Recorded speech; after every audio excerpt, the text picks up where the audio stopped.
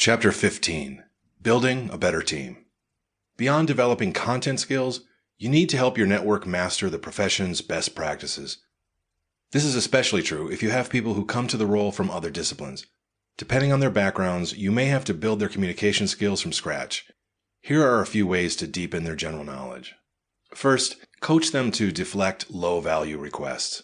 Network members can get bombarded with local requests for support. These demands are often for low-value tactics that depart from global communication strategy. For example, they want a newsletter launched at the same time corporate communications is trying to build up a digital channel.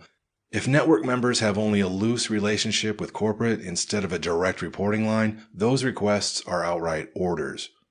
Communication professionals are familiar with random requests like these, and they know how to qualify and prioritize them before taking action. But if your people are not fully dedicated to communications, they may not know how to ask these qualifying questions or deflect such requests. Teaching each communicator to assess requests and engage clients constructively is a key skill that will strengthen the network and the communications function across your business. Second, provide access to professional literature. Most corporate training libraries are self-service educational properties, some offering thousands of courses online, but they have almost nothing that's relevant to the field of communications. You should consider funding access to industry best practice publications from sources such as Reagan, Gartner, or the International Association of Business Communicators, otherwise known as IABC. Each offers in-depth research on best practices, some of which is free.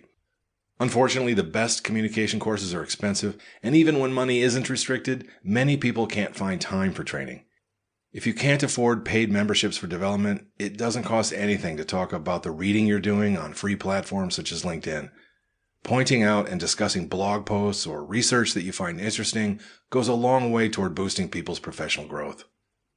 Sustaining global execution. Barbara Gibson advises communicators to be continually developing intercultural competencies.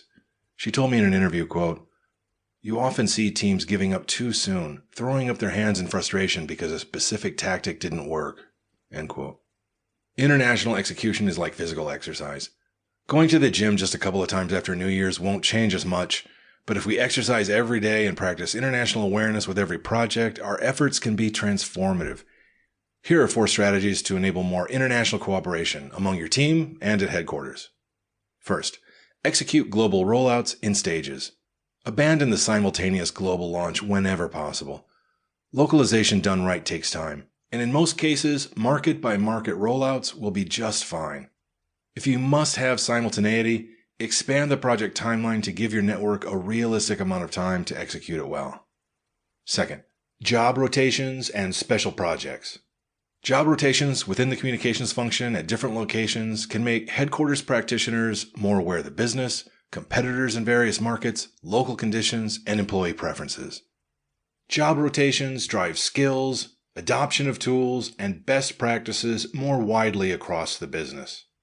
If these placements are too expensive, consider creating special projects where communicators in various locations can work together virtually. Third, show flexibility in style, tone, and subject matter.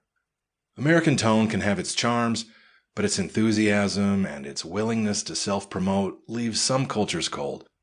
People in cultures that value humility can be more reserved.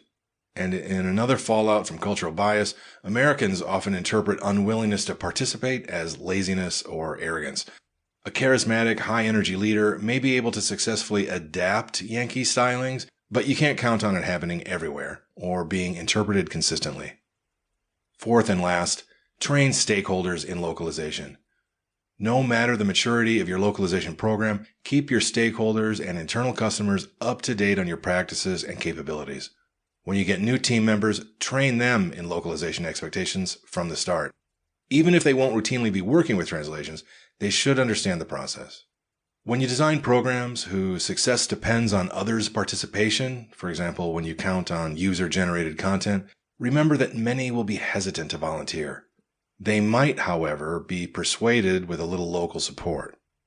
Global campaigns and goal setting are full of incorrect assumptions, so involve the network in project design to improve the chances for success.